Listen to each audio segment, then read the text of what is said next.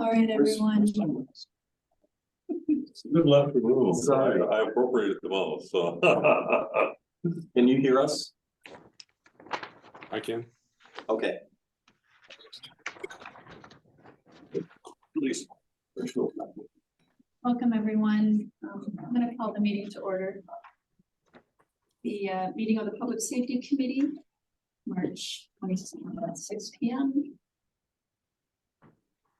Roll call. After you did roll Have call, everyone here. Alder Rademacher, Member Fontaine, Member Miley, Zwart, I see Henderson, Bisbee, Reed, and Davis is excused. Mhm.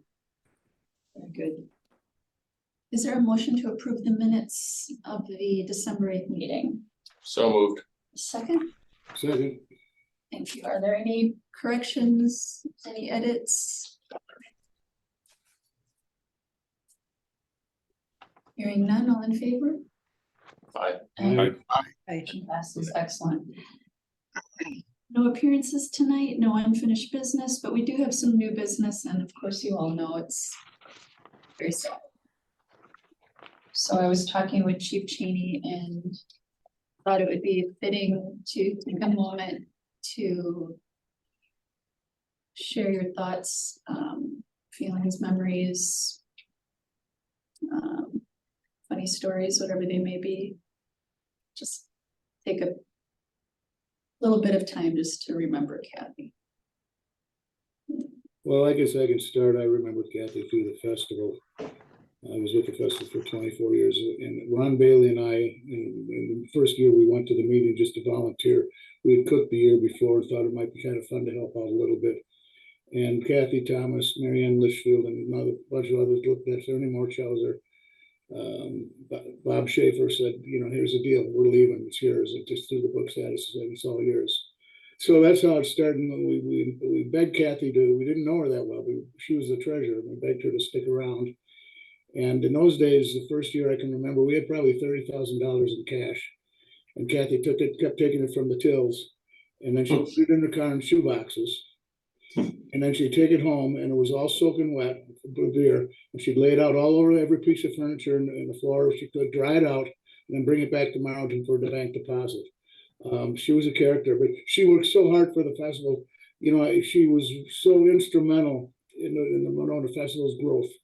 And as recently as, you know, my last few years where she would help getting us ticket sellers and things like that and calling her crew in. But she was a sweet lady. I know that one year she came back from Maine right around the festival time, brought me back a live Maine lobster on ice. And because they had an island, they owned an island or had property on an island out in Maine, I believe, at one time, or maybe they still do. But she was a character. I loved her to death. I'm gonna miss her. I was just shocked to hear this. So saddened. So.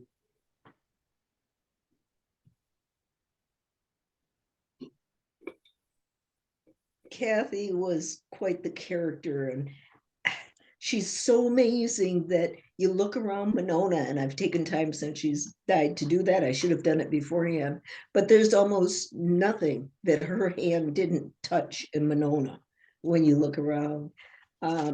Where she got all of her energy, I mean, even making it to our meetings, and she just would push through on the outside, not only politically, but personally, she would help others when they were sick or had been injured or whatever. And almost always her famous brownies came along with that. Again, I've tried her recipe, but it doesn't taste the same. And I think it's the love that she put into it that made the difference for all of us.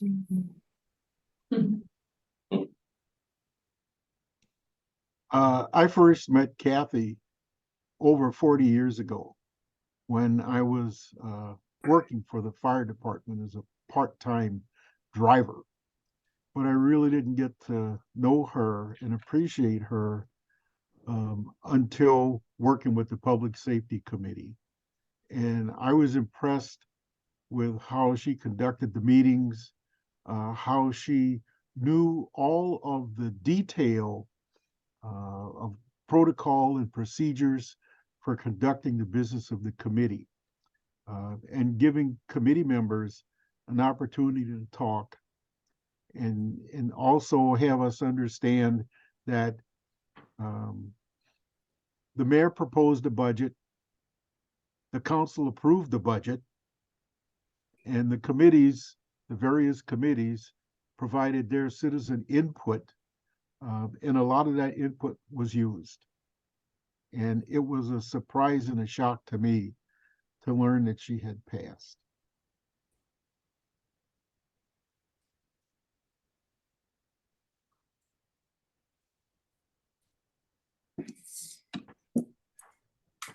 I just remember that living in my parents' house now, my dad was very active in the school board back in the late 70s and 80s, and not an easy man to impress, if I can just say it that way.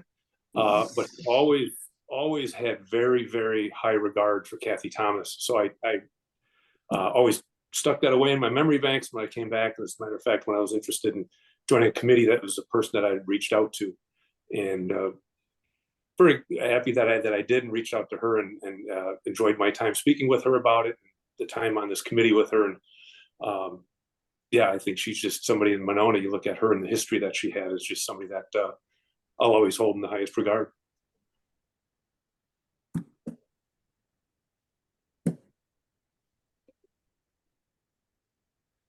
I don't go back nearly as far with Kathy as some of you do, but I think the specific thing that came to mind for me when I heard about it is when I ran across her at Winnequa Park, hanging around with the kids, must have been last summer or something like that. And she was very eager, because we were out front, to tell us how she was the hand model wizard out there.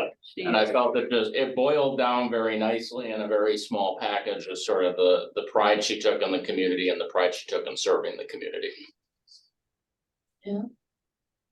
Mm.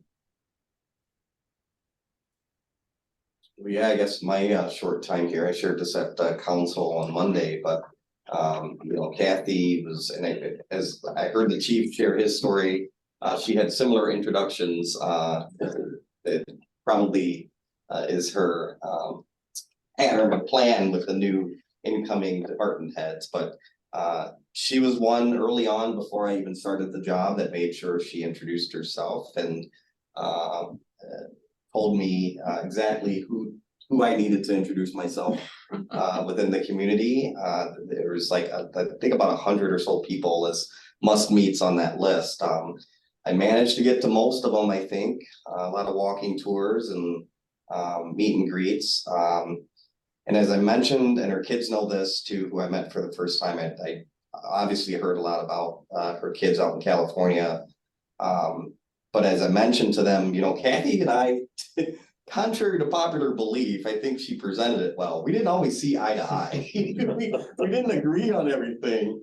But she is so genuine that, you know, she's gracious enough to invite me over at her house several times and knows I don't drink coffee. So she had fresh cocoa, hot cocoa made for me, and to try to schmooze me into whatever conversation that we were going to have. And so, but we, you know, we disagreed on some things, but you know, what you got with Kathy is she was the real deal behind the scenes as she is in front of the scenes. And I respect that a lot. And we always found a way to, you know, come to a consensus and, you know, find common ground and move forward. And I learned a lot in my short going on 2 years here from everyone in this room, in virtual room, but also especially Alder Thomas, who leaves with a lot of historical knowledge, and I wish I could have only grabbed on to a lot more of that in my time with her. So she and I formed I don't think, an unanticipated bond and friendship to the point where, and her kids are okay with me sharing this, and I think most people find a chuckle. She found it prudent to be a matchmaker and tried to set me up on a couple of dates with people that are a couple decades older than me. I reminded her too. I said, well, you told me you started in 1979. I said, that was a blizzard, wasn't it? She's like, well, Chief, yeah, it was a blizzard. You know how I know that, Alder Thomas? Because I was born in that blizzard.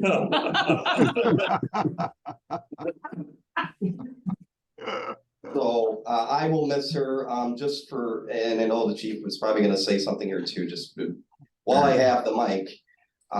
For all who are interested, the family has, published, information on a memorial gathering that'll be happening at Old Botanical Gardens this Saturday from 1 p.m. to 4 p.m. So the public is welcome. Old Gardens from 1 p.m. to 4 p.m. Chief, you can have the mic as long as you want it. Yeah, you talk about when you first started, when I was first driving around the city here with Dan Eckloff, before I even made the decision to take this job. One of the very first places he drove me past was Kathy's house. And he's like, this is a person you need to talk to. And Dan took me around to all the secret spots in town, showed me all the history, and Kathy had a hand in most of that. But when I first started, doesn't feel like it's been almost 3 years, but it has. When I first started, my first week, Kathy showed up at the door of the fire station, which I still didn't even know where everything was. And she showed up to the fire station with a pan of brownies, and her greeting to me, first time I ever met this lady, was, "Hey babe, we need to have a talk." Hi, I'm Jerry. How are you? Fabulous lady. We talk monthly, if not more often. I feel that she was comfortable enough to call when she was having problems, which she did not have before. She did not like having the ambulance come to her house for any reason. But over the last 2.5 years, we had gotten a lot more comfortable with coming over to her house when she needed. But again, a fabulous lady. We're a lot poorer today than we were a week ago. You sparked a lot of thoughts, what you just said. We're a lot poorer than we were. It's just in institutional knowledge. It's amazing what she knew. And I sat right next to her at city council meetings, and sometimes she would always lean over and like whisper a few gems of wisdom, and I really appreciated that. When I first met her, she scared the shit out of me. She was very intimidating, and I think I took the wrong approach with her. Like I tried too hard to be too nice, and I think she was turned off. She probably looked at me like I was being syrupy and insincere, and I didn't really know how to take that. And then one night she was visibly, she was physically uncomfortable at the council meeting. It was clear. It was several months ago.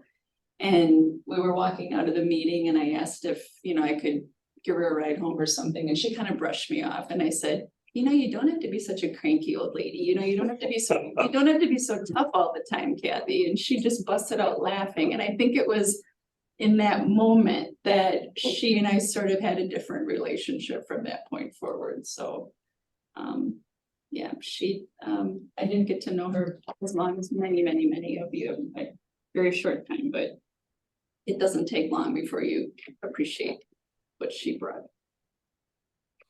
All right, so there is a person here that's joining us. Is there anyone else that would like to say anything more?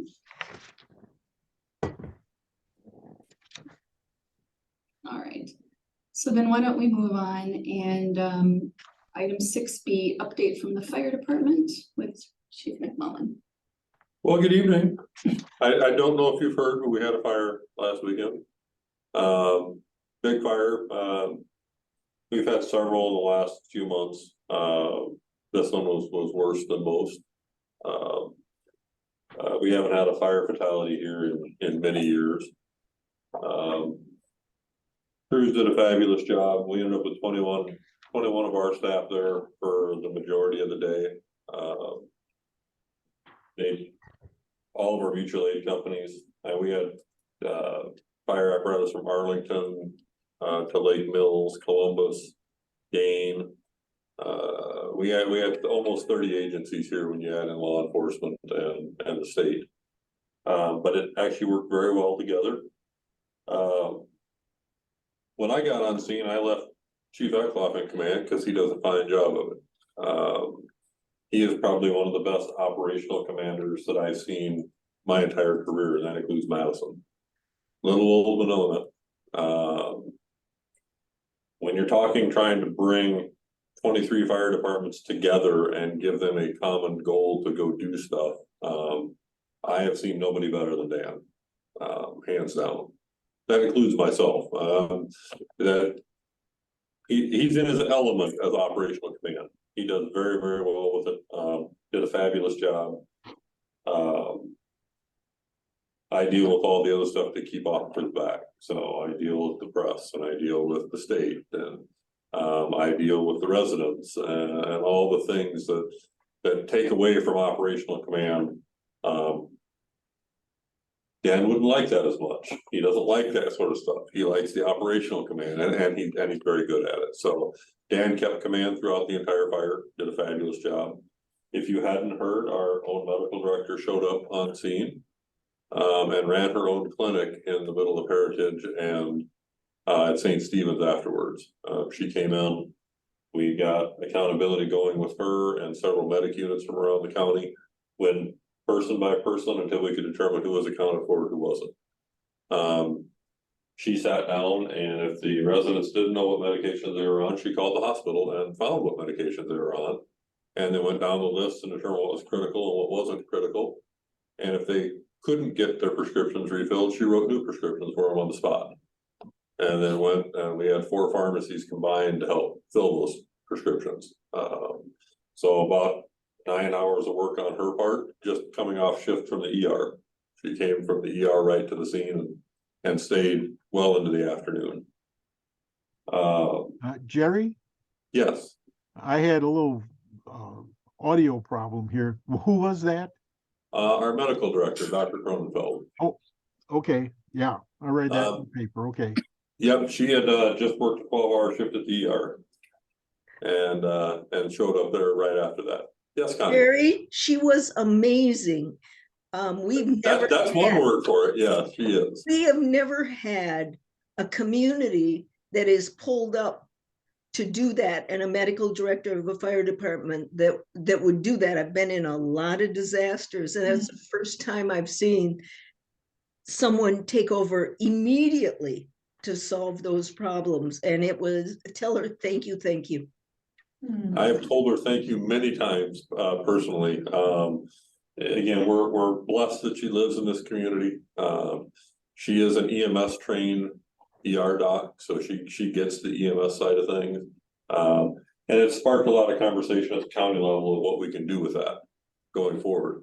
I can tell you from the Monona side, she's been added to our working still level. So if we get a structure fire, she's gonna be notified. She may not always respond depending on what it is, but she's gonna be notified when we have a working fire. Fantastic addition. Again, I can't speak highly enough. She did a fantastic job. We did have a debriefing Monday night. Dane County set up a critical incident stress debriefing for our staff, including PD, and our neighbors and our friends who came to help. I think we had probably 30 people there for about 3 hours, which was very beneficial. I know our folks got a lot out of it. And speaking highly of folks, I gotta hand it to our police department. Our 2 officers that were on patrol at 3:30 in the morning showed up with our ambulance, and the 4 of them together went in to start evacuating people. Not a question, not a hesitation. They just went in to start helping. We also had mutual aid from McFarland PD. There was a Dane County deputy who happened to be close that came and helped. Capitol police officer that was close that came and helped. So a real team effort to haul 70 physically and cognitively challenged folks out of an apartment building at 3:30 in the morning. And no injuries at all. Either getting them to Heritage or getting them to St. Stephen's, there were no injuries, which is, I'll be frank, unheard of. As cold and icy and the challenges the residents have. We have residents who are blind and deaf and can't walk, so they have to use a scooter or a wheelchair, and no elevator. Because the power was, that elevator went down very quickly early in the incident. So to get everybody out was just amazing that we only had the 1 fatality. Not sure what's gonna happen on the site yet. We were just talking about that earlier, whether it's gonna be a rebuild or a tear down and something, not sure yet. But they are working with, a couple of firms. I'll be meeting with them again tomorrow. So we still have, Connie, you know better than I do, we've probably got 13 or 14 solid residents that are still within the shelter. The long-term concern is people coming back to the shelter, because the housing options that they were given are stay with family and friends, maybe have a hotel room for a while, but the vouchers run out. Their insurance may run out if they have that for hotel rooms. So we may see an increase of folks needing housing assistance within the next month or so. So there is a multi-agency resource center being set up and operating tomorrow for the folks still in the shelter. Other than that, it's been really, really busy this month. Beyond that, if you follow the Facebook page, you know, I mean, that same day, we had a critical EMS call about 11 in the morning. Where we ended up having to do a needle decompression on scene, which is a very rare skill that's performed. We were lucky, we had folks come in that also helped staff our backup engines, so we had 3 paramedics on scene. Very critical patient. Managed to take care of that in-house. We were back to 353 twice that night. We were at Valerie Lane for building fire, and we had 3 other EMS calls all before midnight. Very busy day. The volunteers put in a metric ton of hours to get everything put back and usable before they all went home at 7 o'clock Saturday night. We did have some lessons learned from this that we're gonna be dealing with in the future. One of the big things at the shelter was we have folks that are on oxygen. There was a distinct shortage of oxygen because everybody left everything in their apartment. We have limited resources within the station. We gave what we could, but it took 3 or 4 hours to figure out how to get oxygen there. Because even Dane County Emergency Management was like, I don't know, we've never had to deal with this before. So it is sparking conversations on getting emergency management contracts set up with a supplier within the county should something like this happen in the future, that they can call and authorize it and get it pulled out to wherever it needs to be. We finally got that settled about 10 o'clock that night, which is when I went home. Enough to get the shelter folks through that first night. Other things coming, public safety committee, the brush truck is still wending its way through production, the chassis for it. Just a heads up, I informed the finance director and as a department head meeting. Our engine that was authorized for 25, the purchase of that is in 25. We'll likely have to order that in June of this year to get it by the end of 25. That's a 24 to 36 month lead time. And unfortunately, which I also let Mark know, we'll likely have to pay for it upfront. They will not do contracts unless you're paying for it now. So they have enough people that want trucks that have the money that they won't even accept contracts unless we pay. There is some benefit to prepaying. There's an interest savings. Larry, you're familiar with that. We've done that in the past, where we prepay for trucks and you get a rebate back at the end of 10% basically. But that'll be coming. We may be doing a full-time hire in June or July process. I don't know for sure yet. One of our full-timers, his fiance is her residency match for her physician training is Pitt, which is about a 9-hour drive from here. So they were hoping for Hennepin and they got Pitt. Hennepin would have been doable. Pitt is not quite as doable. So I'm not sure yet. I'll talk to him tomorrow and figure out what his plan is. I'm not familiar with Pitt. What is that? Pittsburgh Medical Center. What I wondered, but Hennepin. Yeah, Twin Cities, yeah. Okay. That's 4 hours and he could work Right. something out there. 9 hours is a bit much, but I'll talk to him and see what his thoughts are. Yeah, I think that's probably about it. I think I can't think of anything else. It's just been a long week already. So if I think of anything else, I'll just interrupt the police chief and throw it out there. But if anybody has any questions, I'm happy to answer questions.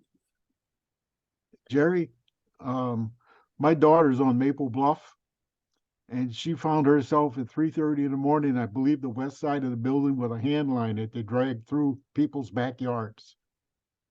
She said it was brutal. The weather was brutal. And that's putting it mildly, and just so that everybody here knows, we went through about 400,000 gallons of water. Mike Trotter from Public Works was there early, and throughout the event until we cleared the scene. Fabulous job. Got all the pumps running in the city.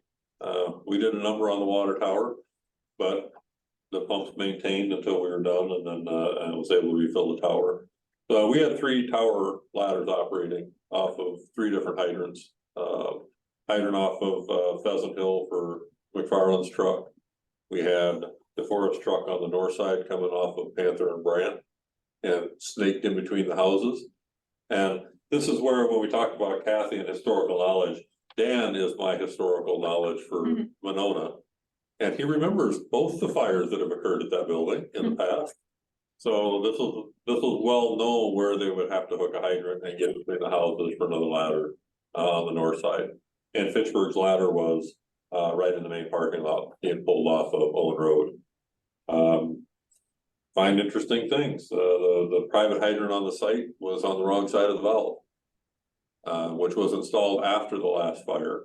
When we went to shut the water off to the building, it also shut off the hydrant that was supplying Fitchburg's ladder. So it's always fun when you turn the valve and all of a sudden Fitchburg's master stream's like, so we moved it to a public hydrant and we're fine. But so we had hydrants on all 3 sides of the structure operating. All 3 tower ladders operating, which is 2,000 gallons a minute per truck. So it was not, and the hand lines, I think we had 4 hand lines out as well. We did a fantastic job of stopping the fire. There are very few fire stops in the roof of that building, and we stopped it at the firewall at the center section of the building. So we saved the entire north side, other than some water damage and smoke damage. But Public Works did awesome. It was just, they were there, they did salt and ice control and water, and it just, Mike did a fabulous job. Yeah. Do you know the cause of the fire? The cause of the fire will officially be undetermined. I can say with relative certainty it's an unintentional fire. But there are areas in the apartment that we cannot rule out, so it'll be officially undetermined. The state investigation is complete. We should get their report back in a perfect world, 3 weeks, realistically, probably 6 months. They're pretty backlogged, so. And I will say my damage estimate is probably low.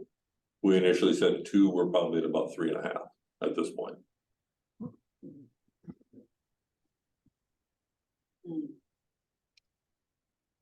I have heard nothing but very, very strong praise for everything your team did. It went very well. Yeah. The staff did a fabulous job, so.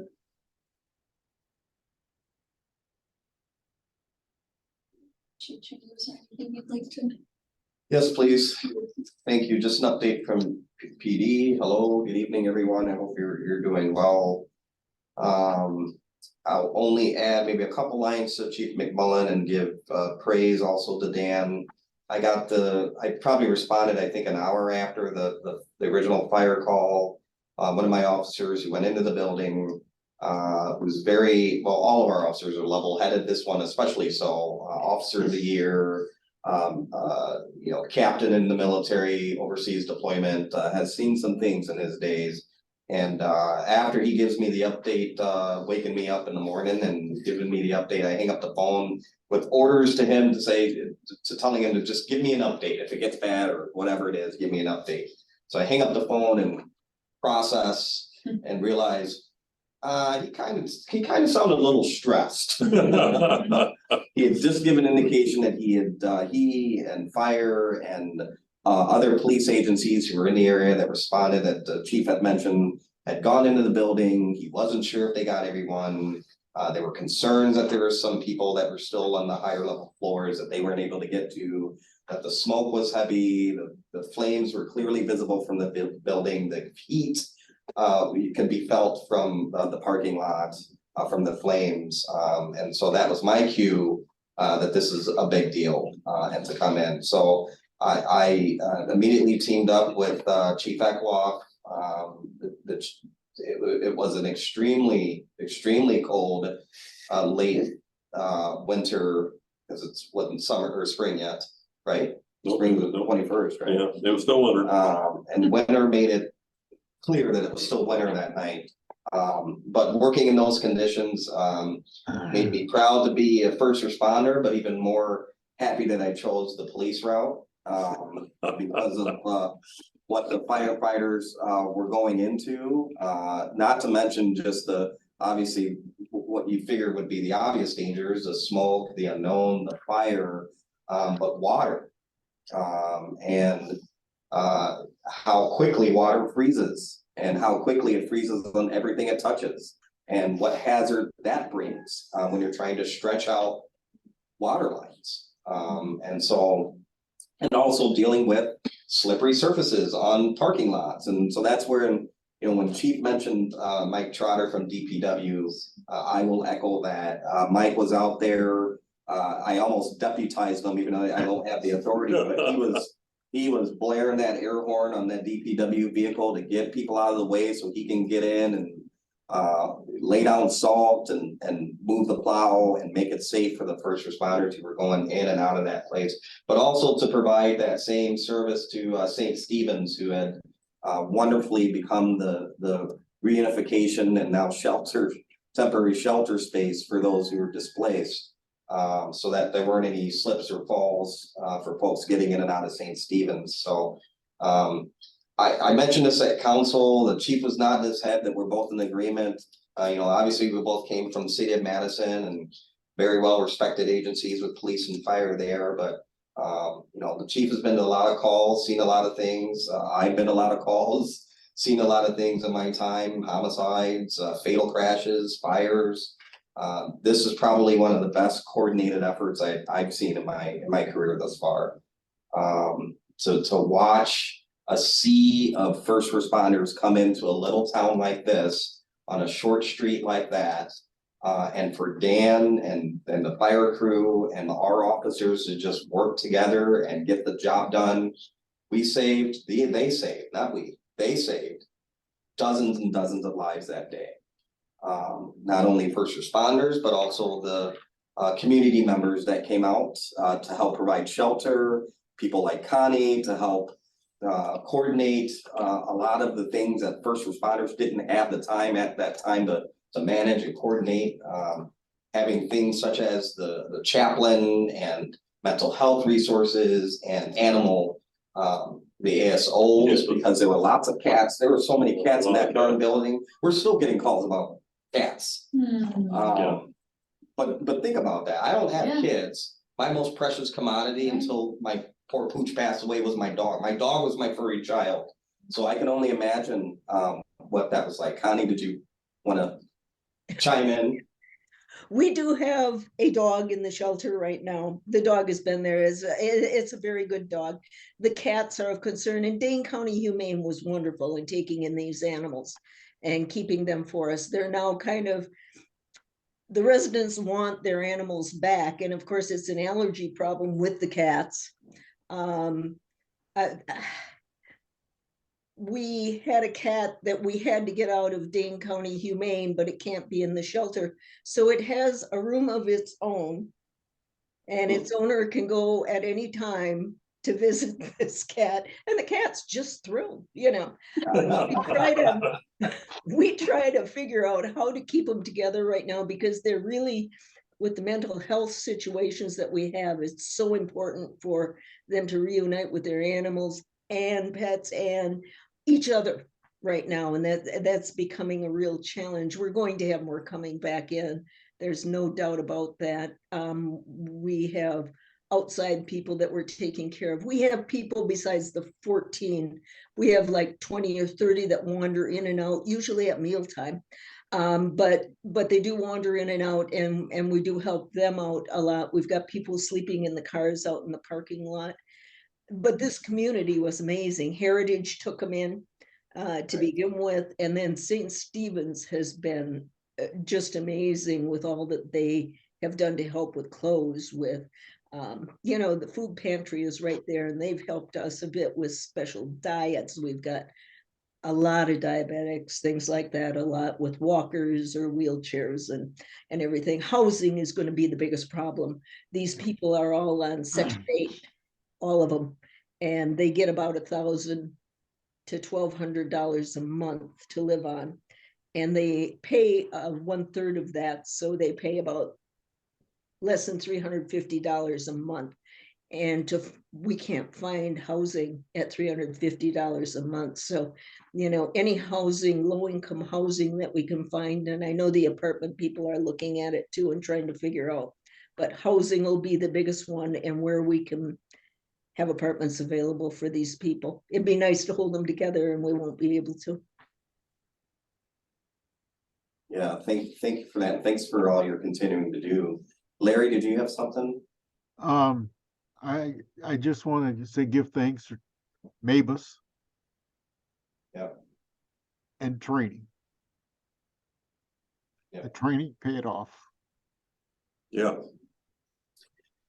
Yeah, sure did. I mean, in the police world, we're sort of catching up still. You live and breathe incident command, and we pretend to do so most of the time, but we're getting there. And this was probably one of the best examples, probably locally, that I've seen that in action at that scale. The time, and from a law enforcement perspective, the time in which I'd seen something like that was probably the Middleton active shooter that I also responded to from Madison as a Madison officer at the time, where you see there were chiefs there from other agencies who were just given an assignment and going to work.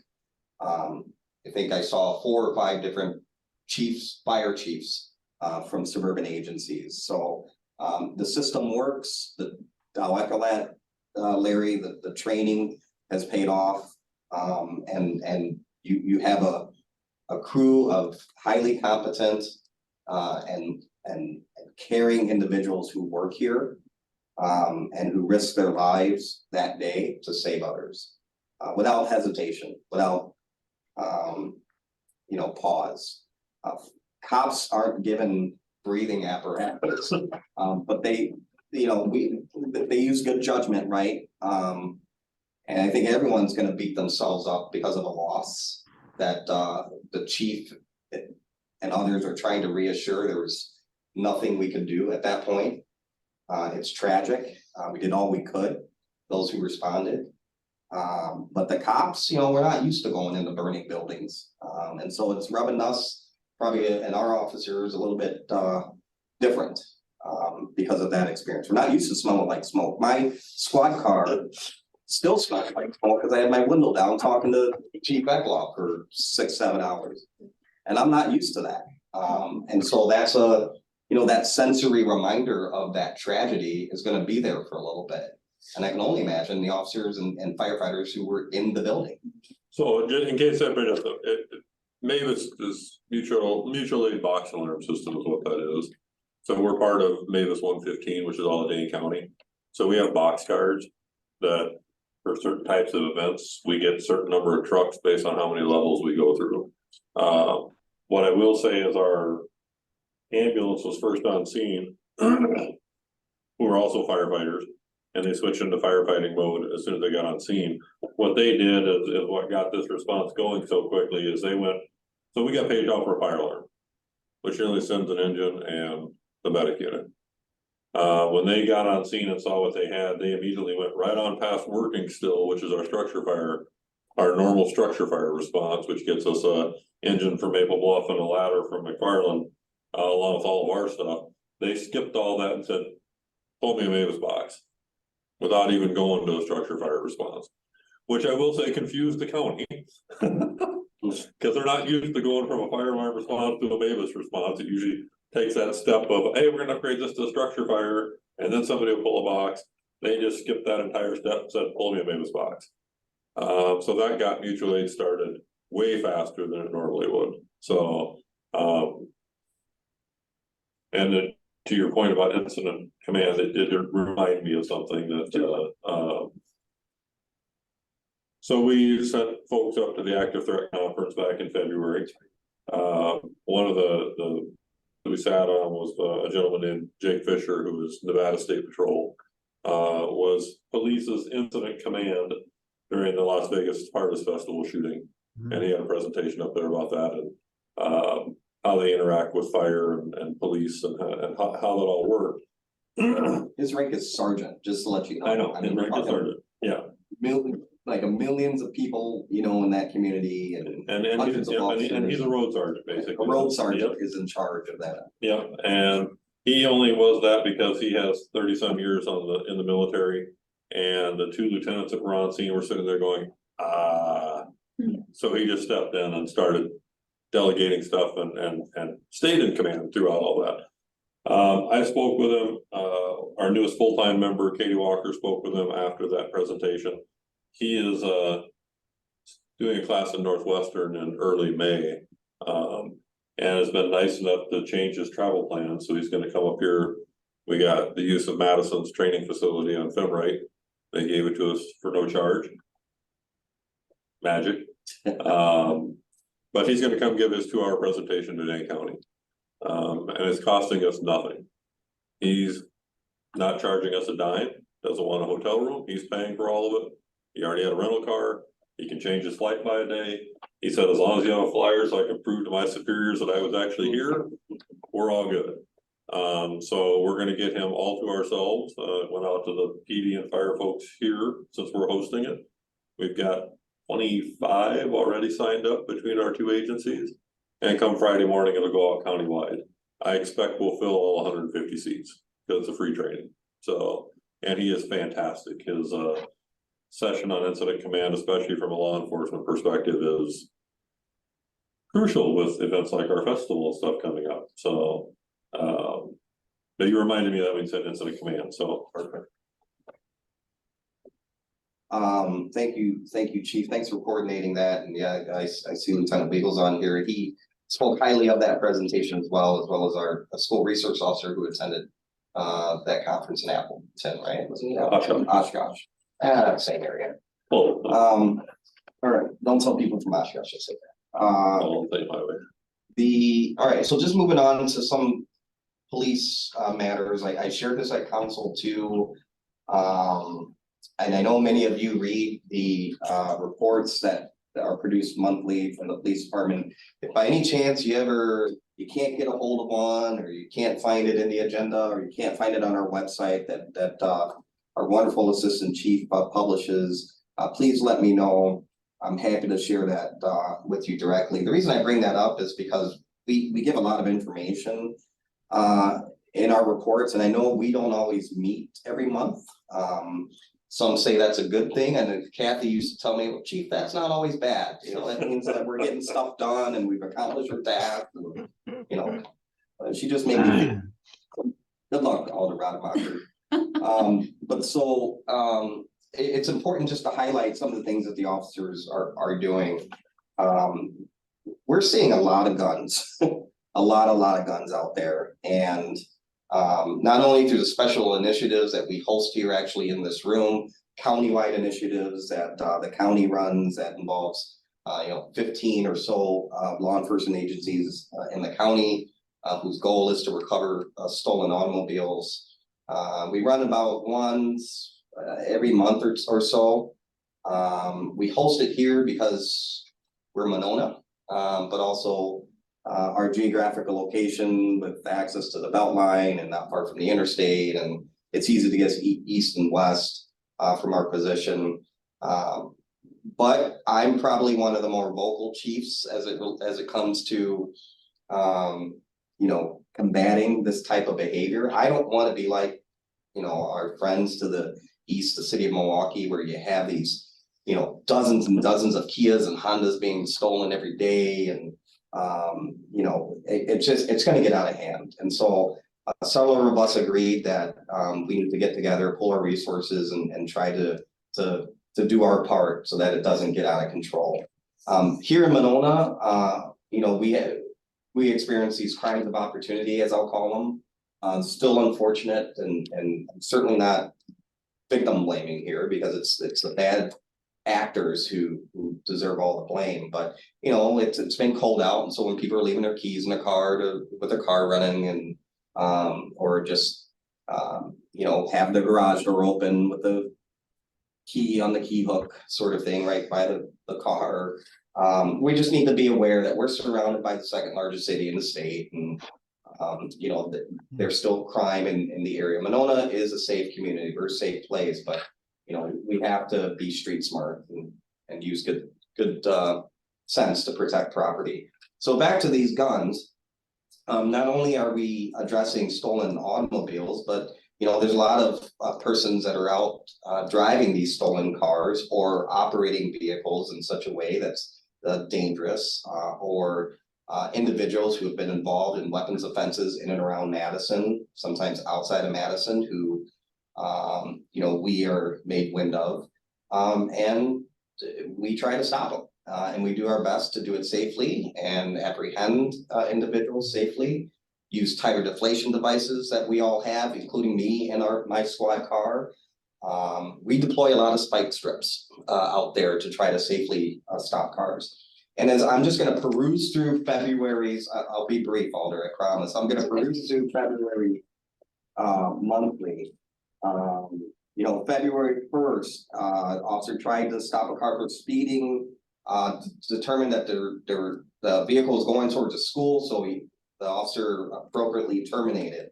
The suspect still at large. February 4th, the officer tried to make a traffic stop. The subject pulled over, but then when the officer walked up to contact him, he took off. A short pursuit ensued. A deputy who was in the area deployed a tire deflation device. The subject, after he was stopped, fled on foot. As he's getting out, the subject to flee on foot, the officer spots a handgun flying out of this guy's pocket. So he was eventually taken into custody. He also was in possession of a narcotic and was unlawfully in possession of a loaded handgun. February 11th, the officer attempts to make a traffic stop. The vehicle flees. Tire deflation device is deployed. The suspect drives over a curb, which causes him to crash into an unoccupied car. He then flees on foot. He leaves behind a loaded firearm. He flees. Officers coordinate, including outside agency help, and we're able to get that subject safely into custody.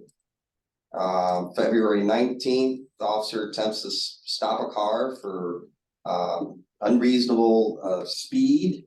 The driver does not stop. He ends up fleeing while attempting, or after stopping, he flees on foot, was grabbed. The car had a loaded handgun. The guy was a felon, and so as I think most of you know, you're not allowed to possess a firearm as a felon. There's about 3 or 4 more examples of that. That's in our February one. It's March 22nd. I can tell you we've gotten more guns since then. To include a case in which the officers involved in the stolen auto operation that we were involved in, and your officers pursued a vehicle, very bad actor that the federal agency was looking for just a day prior. That subject ran over some tire deflation devices, eventually stopped. We made contact, safely took that person into custody, but that person in his car within arm's reach was a loaded AK-47 assault rifle. An AK-47. So things that we come across on a daily basis. This is why I give praise to our crew and our officers who use good judgment. I order them every day. Your job is to go home every day. Every day your job is to get home to family. And we recently had an award ceremony. Everyone, I think we had all but one employee who showed up to that. And I made a commitment to their families that is my goal. And they are to remind me if I'm taking too much time from them, from their loved one. But They operate safely, they rely on their training, they train regularly, they use good judgment, they know when to turn the water spigot off, right? Because your adrenaline gets going, they're using good judgment out there. And I audit them, and they know I check body cams, they know I check in-car videos. I've given out discipline, I've given out kudos as well. So you have an amazing crew. And as I mentioned at council, it's attracting a lot of positive attention, which helps our recruitment. I think we need to do a little bit more to incentivize that alder, but we'll get there at some point, probably with an operating referendum. But the crew's doing amazing work. So Alder Rademacher brought something up at council, which I really appreciated. She said, you know, because I had raised, you know, I put a lot of the, you know, we caught this person, we went after this person, because cops don't write, and Mark, you know this, we don't do good enough job of writing reports on these positive encounters that we have, or, you know, I helped somebody, you know, get into their locked car, or I helped somebody, you know, who seemed to be lost get home, or, you know, I took somebody out for ice cream, that sort of thing. They're not doing reports on that sort of stuff, nor do I expect them. That's an everyday thing I expect our officers to do. So it's really hard to capture that in these monthly reports. Well, Alder Rademacher wisely pointed out, she said, Chief, there is good stuff in here. She points out, for example, some of the work that the school resource officer does in the school, and how he is serving as a mentor and a resource, not only for the school administration and the teachers, but also the students. People don't realize, well, I think we're doing a better job demonstrating how many times students actually approach our resource officer and ask for help, ask for guidance, ask for advice. That's the type of relationship that he has established in that school. It takes a certain special somebody, as I mentioned at council, to do that job. And we just happen to have a really good special somebody working in our schools right now who has that good working relationship. So gone are the days for writing vape tickets left and right. And I mean, vaping is like out of control. I mean, it's getting crazy because you can conceal that a lot easier than you can a freaking cigarette. Like we used to try to sneak back in the day. But this, you know, vaping's sort of a low threshold, let the school take care of it type of stuff. It's when you're getting approached about potential abuse in the home, or sexual assault, or, you know, some of these other significant issues that, to be honest, and I think they're underpaid and they need more resources, but a school social worker isn't gonna have the tools on their belt to handle that sort of thing.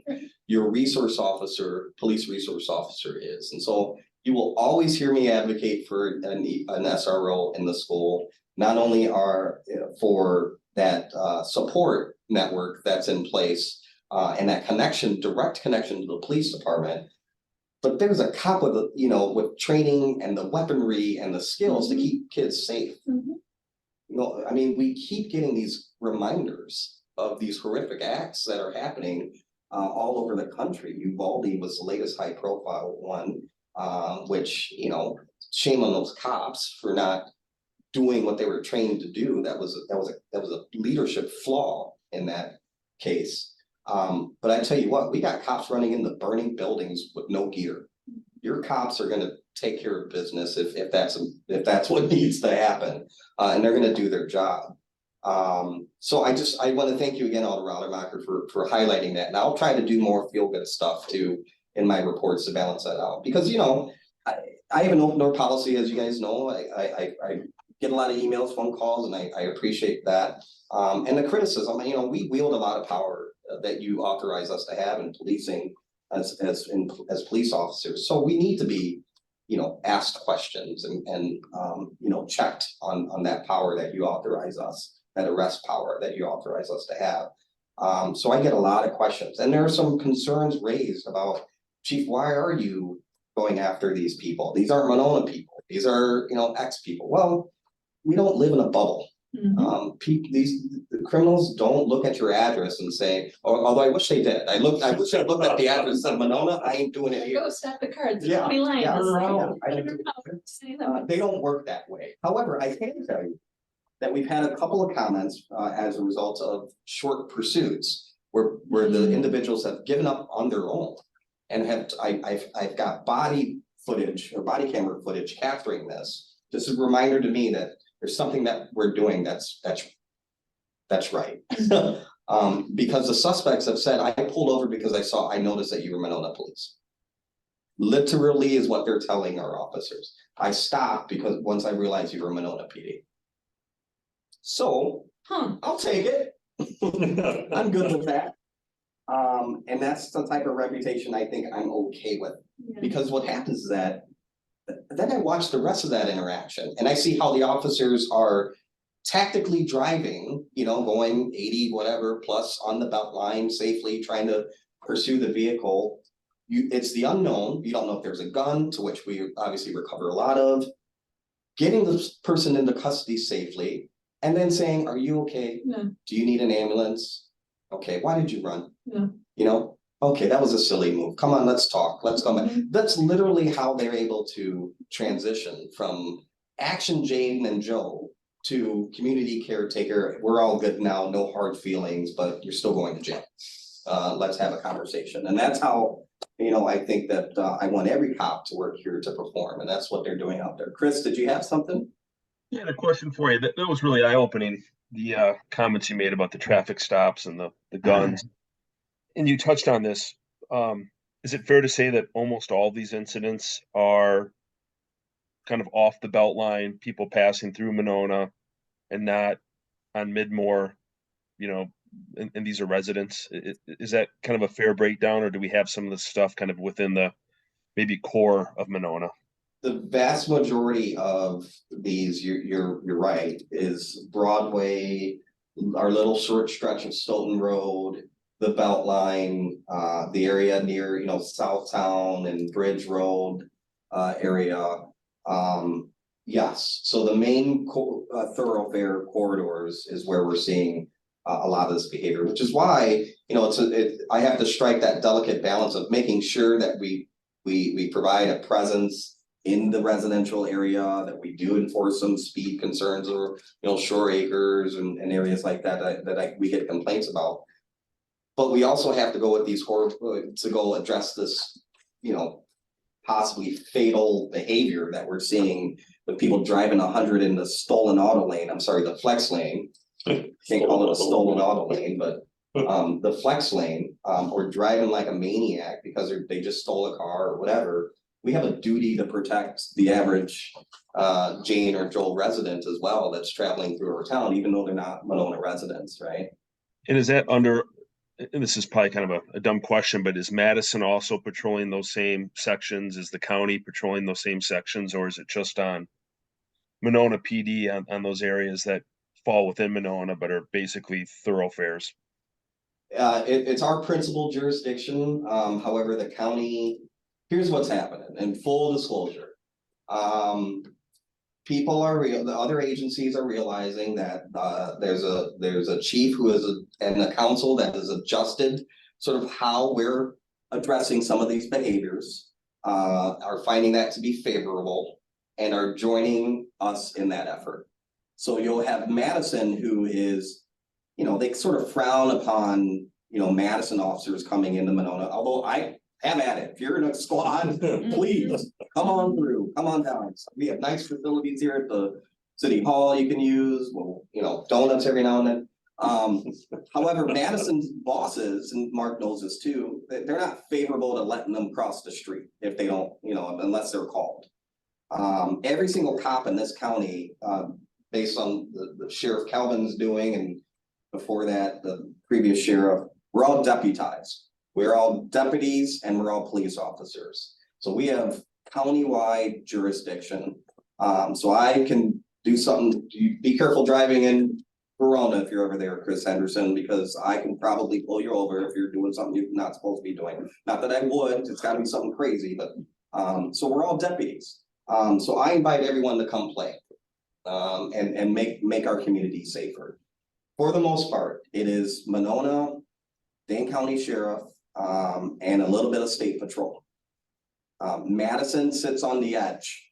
We have several Madison officers that know that we're out there and we're actively monitoring traffic, or we're looking for that stolen car that just got reported stolen out of, you know, Lake Mills or something that's heading this way. And so they'll creep right on the edge and wait, to assist, us out if needed. Oftentimes we hear on the radio, you know, before Madison even pulls over a car that they suspect is stolen or is stolen, is Monona PD in the area? Literally is what they ask for. So I'm not trying to be a cowboy at this, trust me, I'm not. But I do like the fact that our police department is a leader in trying to address a lot of the behavior that we're seeing out there that involves guns and violence and potentially fatal crashes because of how people are driving. I was recently, I think I shared, no, we haven't met in a while. I was recently elected as the vice president for the Dane County Chiefs of Police Association. So thank you to my colleagues, which by de facto means that next year I'll be president of the Dane County Chiefs of Police Association. But I think that, you know, I thank my colleagues because that I think they believe in sort of my direction of collaborate, or my direction of thinking in terms of collaboration and working together. And we're just entering in a couple of different mutual aid agreements with other agencies to think in terms of critical incidents that may happen. Heaven forbid we have a shooting, or heaven forbid we have a homicide or something like that we need to investigate. Obviously we're small limited resource agencies, so we're entering into agreements with some Prairie and Fitchburg and other larger agencies that could come assist, and we will assist them as well. You know, Middleton, as you may or may not know, recently had a homicide, and I was on the phone with their chief saying, well, what do you need? And I want that, heaven forbid, if it happens here as well. So it's something that a lot of chiefs, I think, have talked about in smaller circles, and it just takes a few new girls and guys on the block to come in and say, what do we have to lose? And so that's what we're trying out. Larry, did you have a question? No, Oh, okay. it's good to hear Did that all of answer- this is going on. Yeah, Chris, did that answer your question? Okay. All right.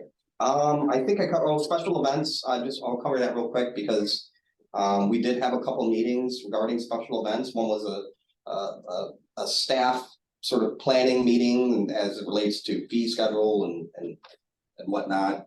But we also had a public safety meeting regarding our two major events that are happening. Just to fill you in, we're already making some early changes. We brought in our shared crime analyst from the police consortium into the room, who's, you know, we're going to utilize some technology and equipment that he has at his disposal. I brought in we brought in the state Department of Justice and their DCI and their intel resources to help assess our two major events and to potentially provide some support and resources to throw at that. The reason it's such a big deal, number one, is that neither Jerry or I or any of us want anything to ever happen on our watch during these events. But we're the focal point now because Madison doesn't have major events on either of those holiday weekends. So the 4th of July or Memorial Day, we're it, really, when you think in terms of Madison. And so Shake the Lake is bye-bye. Oh, Yep, they're not happening anymore. And obviously Memorial Day, you know, some communities have smaller events, but we have the most, ours is big, it's the highest profile event. And it's gonna draw, and they've typically drawn a lot of people, but even more so now that Madison isn't having anything. So I think the Mallards are having fireworks, so it's like a 2-minute show or something like that. So we're it. And so when Jerry and the chief and his staff and my staff, they go to these conferences. I attended the Wisconsin Chiefs of Police Conference and listened to a half-day long presentation from Waukesha and their police chief and their staff. And they did a really good breakdown of their event, the shoulda, coulda, wouldas. They were very open and honest about some shortcomings and things they wish they would have changed. I took copious notes. Yeah, I think I was like 11 pages because they Exactly. have a paper, so. We're not gonna be able to put a bubble around our events, but we're gonna become as comfortably as close to that as the chief and I and DPW and the mayor and others are able to get. So Larry, it goes hand in hand with an inquiry that you made regarding planning, mitigation, et cetera. So I think Alder Rademacher, I'm done unless there are any questions. I'll hand it over to you, and that might potentially be a segue point. Exactly. Okay. Larry, I know that you had a item you wanted to bring up, and we certainly can't speak at much length about it, but we could introduce the topic tonight, and only because it's not formally part of the agenda. Yeah, I'll try to be brief. I'm looking at what's going on the West Coast with weather and the East Coast. And I'm looking at, we're coming into spring and summertime, and that's our real severe weather time in Wisconsin. And just wanted to highlight a few things for the city to be aware of. A bit more about my background. In addition to being on the fire department here for 30 years, I worked for Wisconsin Emergency Management for 27 years and retired as deputy administrator.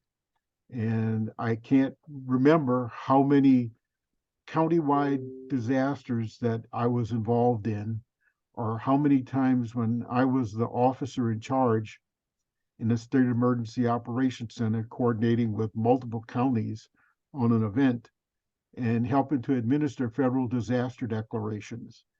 And I want to harken back to the flooding that we had in 2018 and point up some things that need to go forward to the council to think about. I see our flooding and tornadoes as the big threats. The 2018 event was handled pretty well, but there were some gaps in that handling, and I had a meeting with city staff about that. Primary thing was scene security. There was no security on egress, entry and egress into that scene. There were people walking around as dump trucks were dumping sand. There was no record of who was there. If someone gets injured at volunteering at your event, you're liable for their injuries and their medical expenses. So if we have one of these events, we have to make sure that safety is the first concern, that we have control of the area that the event is in, egress and leaving, that the city has a record of every individual who volunteered to work there. And that's important because if one of those people is injured, the city is liable for their injuries, but to a certain extent. State law limits the local jurisdiction's liability to $1 per capita, and the rest is picked up by the state. We had a tornado in Manitowoc County. A person was severely injured. Manitowoc County's exposure in that event was $51,000, which is the population of the county at that time. The last time I talked to our attorney before I retired, that person's medical bills were over $500,000. So those are the kinds of exposures that we need to be thinking about if we have one of these events. Also bringing in mutual aid, just like Jerry, you guys did for this fire, but we may need more law enforcement to secure the area. Public Works from other neighboring jurisdictions. I don't think there's a Public Works mutual aid compact. I may be wrong about that. So I just wanted to raise those concerns. This is also a home rule state, which means that the chief elected official in a jurisdiction is the person who is in charge of the event. They can delegate that to a police chief or a fire chief or emergency management person or whatever, but that chief elected official is the ultimate authority, city, town, or village. So that falls on our mayor, whoever that person might be. And if we know who was allowed into the area to work and somebody makes a claim, then we are covered under certain parts of Chapter 323 in the state statutes that limits the jurisdiction's liability to $1 per capita. And we're what, about 8,700 people? Yeah. So that's our liability limit. But if we don't have that good security and control of who's coming in and going out, then it makes it a much more difficult thing to try to manage.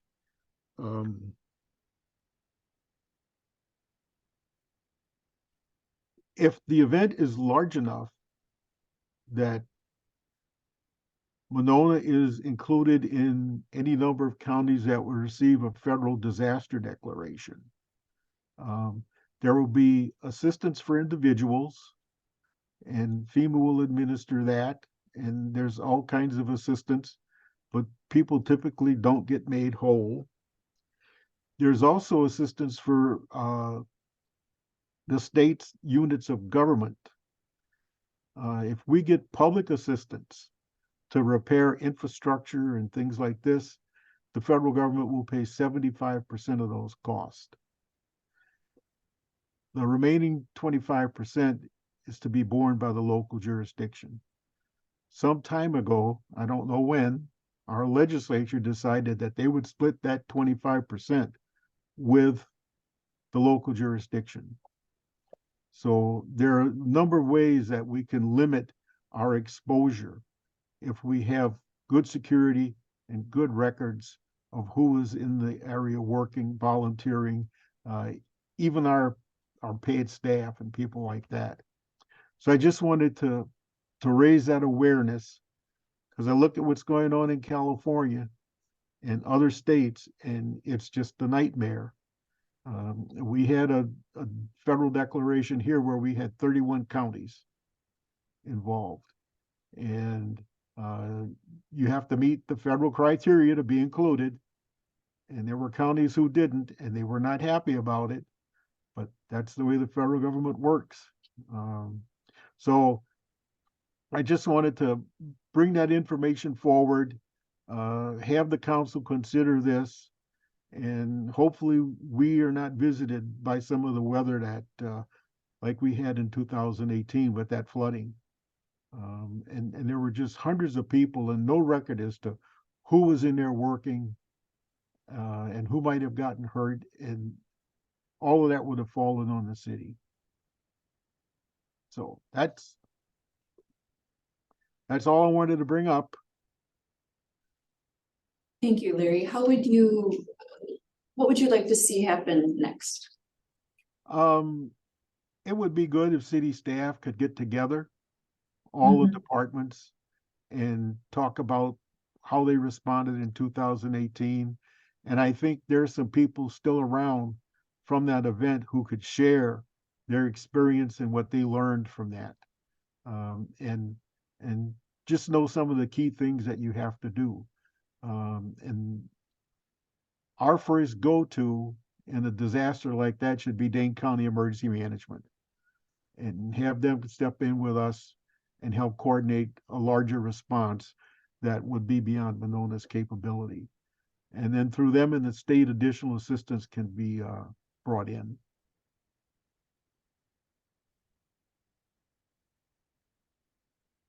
Thank you, Larry. And I hope we don't have to do anything like that. Yeah. It's interesting to get to know everyone a little bit better and to learn a little bit more about the expertise that you bring. It's really impressive, your background. Well, All right, just want to help out the community, of course. like so many other people, like everybody on this committee. Why don't we move on to item 7? If anyone has any updates or discussions about diversity, equity, and inclusion initiatives and efforts that you'd like to share. I can begin by saying that I think I've shared before that I am part of the DEIB plan implementation committee, and we just finished up our 3rd meeting.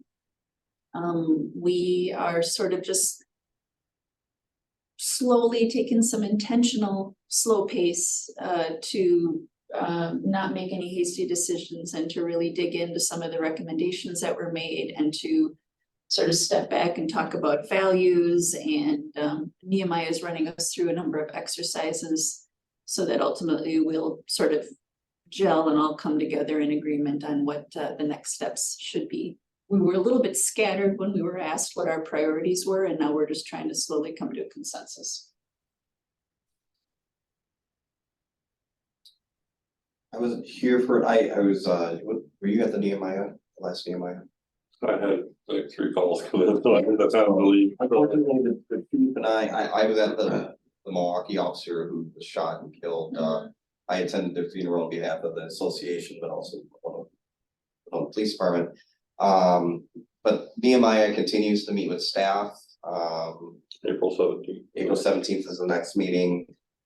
We have to figure out what our homework assignment is for that. Action, any action Okay. that we've taken, so. Yeah, so it's just been a building of looking at what we as department heads can do to encourage and foster a more inclusive workspace.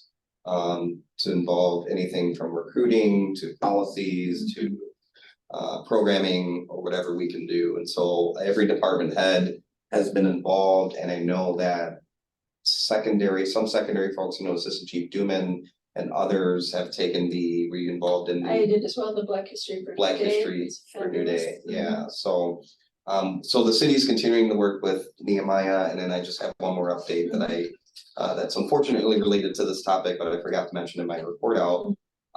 We have a personnel change. One of our officers who was in the academy was dismissed from the academy. My choice. Unfortunately I can't share anything more at that time, but that other than it was not the right fit for our community. But we have the other eligible officer or candidate from the Police and Fire Commission, Carter Losby, who is also in the academy at this time at Black Hawk Tech, who will be finishing up his last couple of months. And we swore him in as a part-time unpaid officer.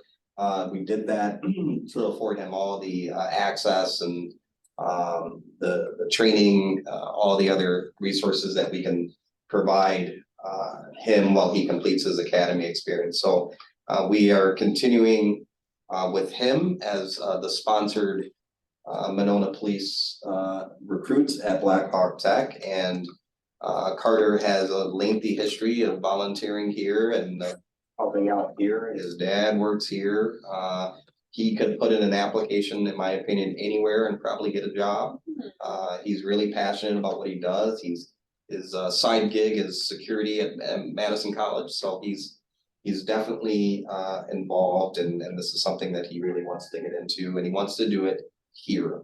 A lot of options out there, I can't tell you how many people the Dane County Sheriff has robbed stipend from other agencies. The county, if you're not aware, has an incredible lateral incentive right now where they're paying, I think, something like $50 an hour. $54 an hour to be a Dane County deputy. It's very, not that any of us are drawn by the money factor of this, but Dane County, as you all know, you pay taxes here, is becoming a very expensive place to live.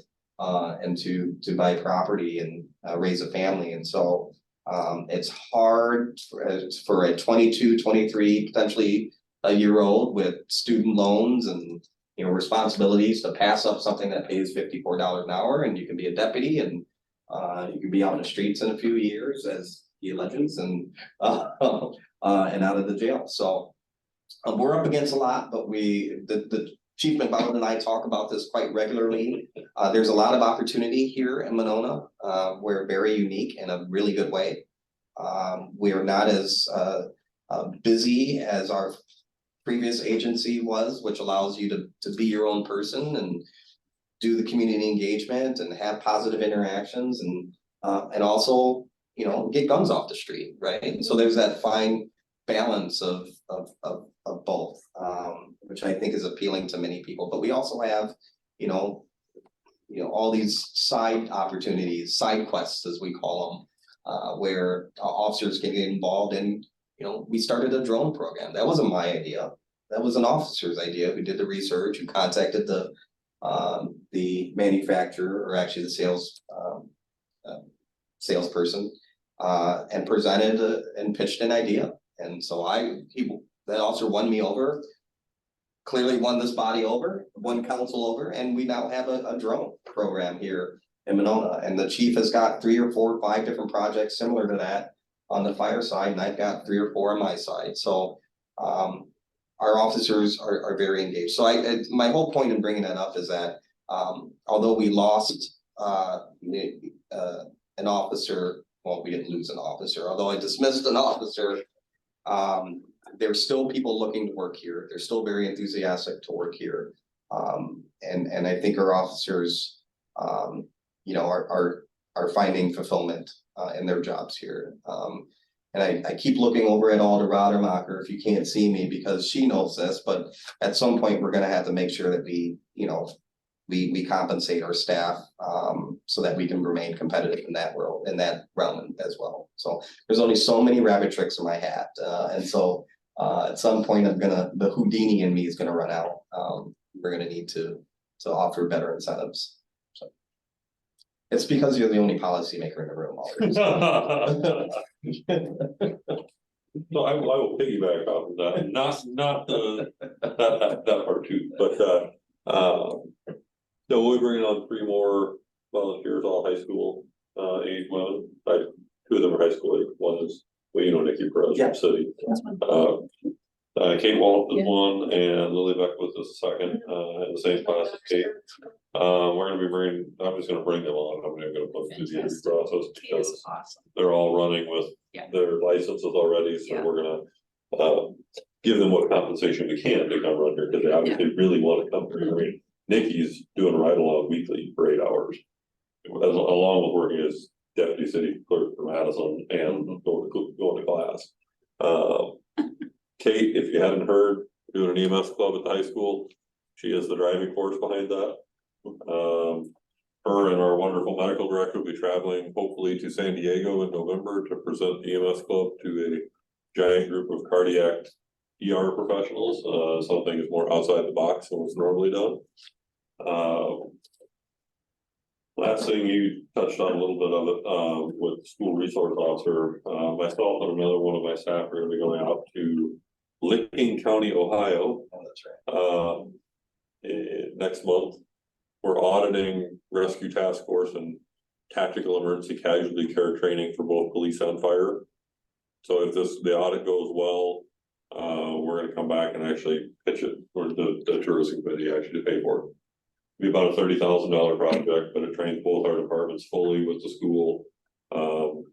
Because of Uvalde, Santa Fe, Texas, and Parkview down in Florida, all the other ones that we're all prepared. You would pitch it, them and one would host. Yes.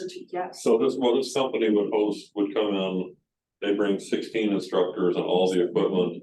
They come here, they'll stay in the hotels here for 4 nights, and it'll be exclusively Monona Fire, Police, EMS, and School District doing 22 hours of hands-on training for. If you're not familiar, Rescue Task Force is the new concept. Back when I started, Fire and EMS used our Blue Canary friends over here to go deal with all the bad stuff. And we sat in our trucks until they told us all the bad stuff was done. And then we'd go in and clean up the mess. We don't do that anymore. Rescue Task Force, Fire and EMS go in with police, even if there's still active shooting going on. We partner up and go in areas that are relatively cleared to go in and stop the dying of the folks that are within the building. While we may have police still focused on stopping the killing, Rescue Task Force allows us to follow in behind and stop the dying portion of it. So it's training our folks to, like with police, their natural aversion to going into burning buildings, our natural aversion is to running into places where guns are being fired at us. But it's to train our folks to go in with PD to help remove people quicker and save more lives. God willing, it never happens here, but our folks would be trained on what to do with that. So also allows us both our police and our firefighters the tactical casualty care to help preserve life during these events until we can get them out for help. So we're gonna go audit that in April. If it's as good as we think it is, the instructors are top notch. I mean, there's FBI folks and Secret Service and fire chiefs and police chiefs. They bring everything in a big caravan and come out here and do it here. So if it all goes well, like I hope it will, we'll have a proposal actually for the April public safety meeting to move it forward to council and go to the tourism commission. But the idea being it covers all the overtime for all of our folks, all the training costs, so the city's not out of dime. And all of our folks are trained to the same level and the same expectation if something should happen in any of our schools or anywhere else, like Walmart or neighboring schools. Yeah. Again, it would mutual aid. Mhm. Well, in the police report, there was a couple of students that walked over into the high school from La Follette School. Correct. And they were sort of identified as walking around. Yep. It's scary. So that's all I got. Yeah, thank you. Anything from you, Mr. Fontaine? Not other than the updates the chiefs have already provided. Okay. Wonderful. Well, in that case, I'll just wrap up by just the reminder to everyone that in all of the city council packets, many of the city council, not all, but in many of the city council packets, there are some really lengthy and detailed police reports. I know the chief has added pictures that you provided us. It made even me look at it I know, because we put it's pictures in it, so. So, while we don't give those reports during this time, they're always out there that you can grab and full of information. And then, our next meeting is April 26th. Is there a motion to adjourn? So moved. Motion to adjourn. Second? Anyone? I'll second. Seconded by Mark, Thank you. all in favor? Aye. I. Fantastic. Thanks, everyone. Thank you, everyone. Have a good night.